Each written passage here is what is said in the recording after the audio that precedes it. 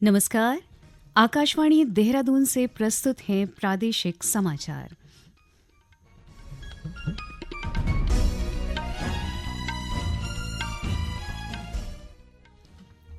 पहले मुख्य समाचार।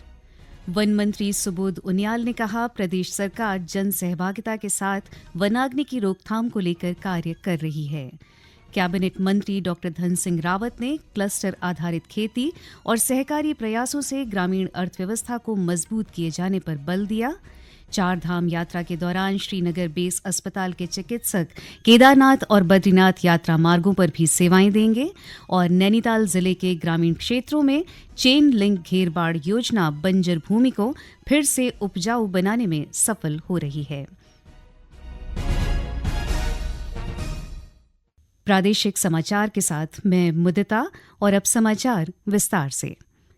प्रदेश सरकार ने जंगलों में आग की घटनाओं की रोकथाम के लिए कड़े कदम उठाए हैं। वन मंत्री सुबोध उनियाल का कहना है कि सरकार जन सहभागिता के साथ वनाग्नि की रोकथाम को लेकर कार्य कर रही है। इसकी वजह से मौजूदा वर्ष में पिछले वर्ष की सबसे कम वनाग्नि की घटनाएं सामने आई हैं। उन्होंने कहा कि सरकार ने इस वर्ष ग्राम प्रधान की अध्यक्षता में फॉरेस्ट फायर मैनेजमेंट कमेटी का गठन कर समिति को आर्थिक सहायता देने का काम किया है, जिसमें लोगों को प्रशिक्षण, वन विभाग में मानव संसाधन की बढ़ोतरी और उपकरण आदि मुहैया कराने से वनाग्नि की घटनाओं में कमी देखने को मिल रही है। विगत वर्ष के मुकाबले अभी तक इस वर्ष में आधे से कम घटनाएं हुई है। तो पूरी तरह से हमारा डिपार्टमेंट जन सहभागिता के साथ हम और क्योंकि विगत वर्ष हमने करीबन 1,500 के आसपास मैन पावर भी बढ़ाई है। इसके अलावा यथासंभव इक्विपमेंट्स देने का काम किया और सबसे बड़ी बात कि हर सेक्शन में लोगों को ट्रेनिंग देने का काम करके, और जो ग्राम प्रधान जी की अध्यक्षता में फॉरेस्ट फायर मैनेजमेंट कमेटी बना के जो हॉट स्पॉट्स हैं उनमें और उनको 30,000 रुपया इंसेंटिव दे करके उस कमेटी को, तो इससे और इसके अलावा जो अवार्ड हमने रखे हैं जनपद में, हर जनपद में 3 लोगों को आग बुझाने में जिनका सहयोग रहेगा, 1,75,000 और 51,000 रुपए के 3 अवार्ड हर जिले के अंदर। तो इन तमाम प्रयासों से और लगातार जो मॉनिटरिंग हो रही है। और वन मंत्री सुबोध उनियाल ने जंगली जानवरों से किसानों की खेती को हो रहे नुकसान पर कहा कि सरकार किसानों की फसल को जंगली जानवरों से बचाने के हर संभव प्रयास में लगी हुई है। सरकार ने बंदरों के आतंक से लोगों को बचाने के लिए मिशन मंकी अभियान शुरू किया।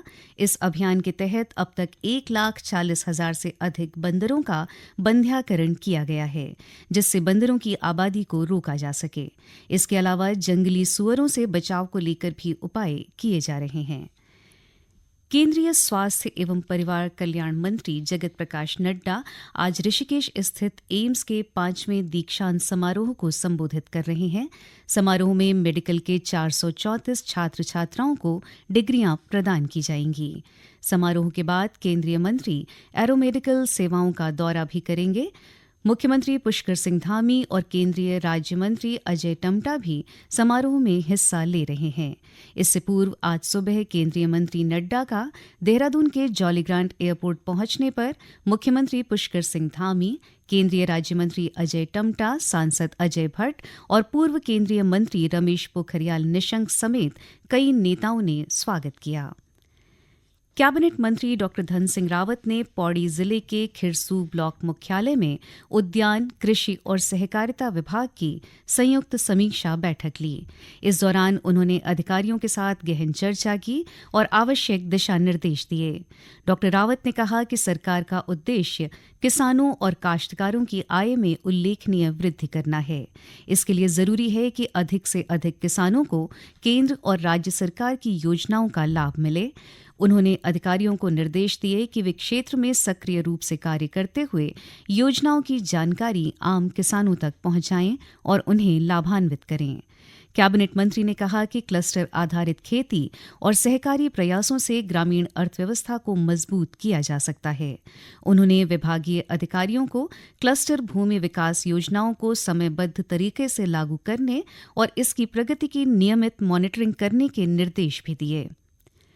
मुख्यमंत्री पुष्कर सिंह धामी की अध्यक्षता में आज शाम सचिवालय में राज्य मंत्रिमंडल की बैठक होगी। बैठक में देहरादून के रायपुर क्षेत्र में फ्रीज की गई भूमि को फ्रीज मुक्त किए जाने संबंधी प्रस्ताव, एकल महिलाओं के लिए मुख्यमंत्री एकल महिला स्वरोजगार योजना का प्रस्ताव, प्रदेश के 8 शहरों में 23 खेल अकादमी बनाने को लेकर लेगेसी प्लान समेत कई अन्य महत्वपूर्ण प्रस्तावों पर मोहर लग सकती है। इसके अलावा प्रदेश में लगातार बढ़ रही सड़क दुर्घटनाओं को लेकर सड़क सुरक्षा नीति के प्रस्ताव सहित योग नीति और महिला नीति के प्रस्तावों को भी मंत्रिमंडल में स्वीकृति मिलने की संभावना है। ये समाचार आकाशवाणी के देहरादून केंद्र से प्रसारित किए जा रहे हैं। ताज़ा समाचार के लिए आप हमारे सोशल मीडिया एक्स व Facebook page Akashvani news Uttarakhand को फॉलो कर सकते हैं। साथ ही ये समाचार हमारे YouTube channel Akashvani news Uttarakhand पर भी उपलब्ध हैं।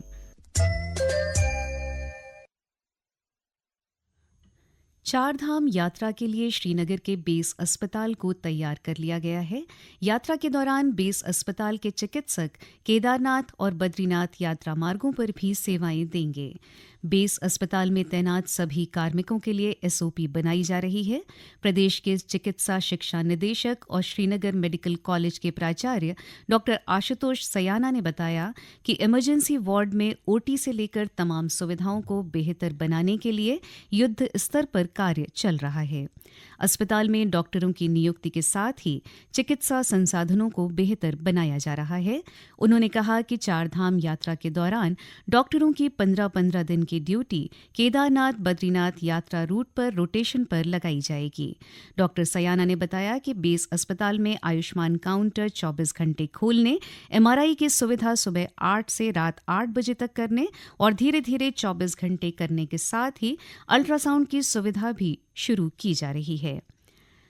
कृषि विभाग के माध्यम से चलाई जा रही चेन लिंक घेरबाड़ योजना नैनीताल जिले के ग्रामीण क्षेत्रों में बंजर भूमि को फिर से उपजाऊ बनाने और खेती को लाभकारी बनाने में सफल हो रही है। इस योजना ने न केवल फसलों को जंगली जानवरों और आवारा पशुओं से सुरक्षित किया है, बल्कि इससे खेती योग्य भूमि का विस्तार भी हुआ है और ग्रामीणों में खेती के प्रति रुचि भी बढ़ी है। योजना के तहत भीमताल विकासखंड के ग्राम भरद्यूनी में कृषि विभाग की ओर से 5 हेक्टेयर भूमि क्षेत्र में घेरबाड़ का कार्य किया गया, जिससे 35 से अधिक परिवार लाभान्वित हुए हैं। पहले इस क्षेत्र में जंगली जानवरों द्वारा खेतों में बार बार नुकसान होने से ग्रामीणों का खेती के प्रति उत्साह टूटता जा रहा था, लेकिन अब स्थिति में उल्लेखनीय सुधार देखा गया है। कृषि विभाग के अनुसार चेन लिंक घेरबाड़ योजना का उद्देश्य ग्रामीणों को सुरक्षित खेती के लिए प्रेरित करना और कृषि से उनकी आय को बढ़ाना है। साथ ही पलायन की समस्या को भी इस योजना के माध्यम से नियंत्रित किया जा रहा है। इस योजना के प्रभाव से चयनित क्षेत्रों में भूमि की घेरबाड़ कर बंजर खेतों को फिर से उपजाऊ बनाकर गांवों में हरियाली लौटाई जा रही है। आने वाले समय में विभाग द्वारा और अधिक गांवों को योजना में शामिल कर इसके लाभ को विस्तार देने की योजना है। भारतीय सेना 18 अप्रैल से सूर्य देवभूमि चैलेंज के तहत एक अनूठे अल्ट्रा एंड्योरेंस इवेंट का आयोजन कर रही है। साहस और सहनशक्ति से भरपूर यह आयोजन उत्तरकाशी जिले की नेलांग घाटी से शुरू होकर भटवाड़ी, बूढ़ा केदार और सोनप्रयाग तक पहुंचेगा। कार्यक्रम का शुभारंभ 17 अप्रैल को हर्षिल में होगा। इस चैलेंज की शुरुआत नेलांग घाटी से 110 किलोमीटर लंबी साइकिलिंग रेस से होगी। अगले दिन 19 अप्रैल को 37 किलोमीटर लंबी रनिंग रेस का आयोजन भटवाड़ी से बूढ़ा केदार तक किया जाएगा। देहरादून जिला प्रशासन की ओर से स्वास्थ्य सेवाओं के क्षेत्र में लगातार सुधार हो रहा है। जिला चिकित्सालय कोरोनेशन में ब्लड बैंक का निर्माण कार्य तेजी से चल रहा है। लगभग 1 करोड़ 43 लाख रुपए की लागत से बन रहा यह ब्लड बैंक इसी वित्तीय वर्ष में शुरू होने की उम्मीद है। इससे लोगों को जरूरत के समय रक्त के लिए भटकना नहीं पड़ेगा।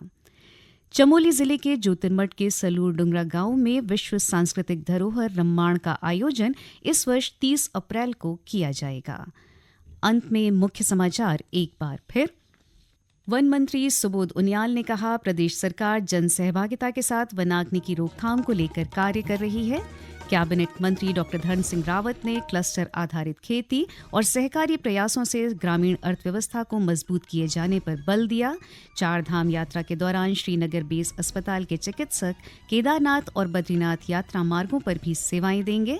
और नैनीताल जिले के ग्रामीण क्षेत्रों में चेन लिंक घेरबाड़ योजना बंजर भूमि को फिर से उपजाऊ बनाने में सफल हो रही है। इसके साथ ही प्रादेशिक समाचार का ये अंक समाप्त हुआ। नमस्कार।